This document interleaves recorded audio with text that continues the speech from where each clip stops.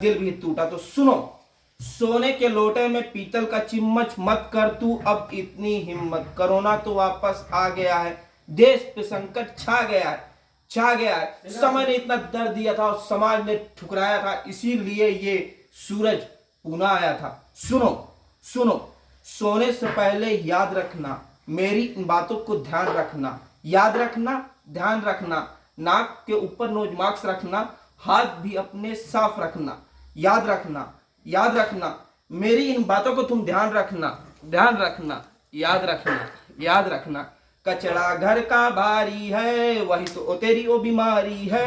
कचरे को घर से साफ रखना, सैनिटाइजर हमेशा साथ रखना, याद रखना, याद रखना। मेरी इन बातों को तुम याद रखना, याद रखना, याद रखना। मेरी इन बातों को तुम याद रखना। बिना काम बाहर ना जाना, सबसे 2 गज दूरी बनाना, याद रखना, याद रखना। मेरी इन बातों को तुम याद रखना, याद रखना। समय ने इतना दर्द दिया था और समाज ने ठुकराया था, इसीलिए ये सूरज पुनः आया था।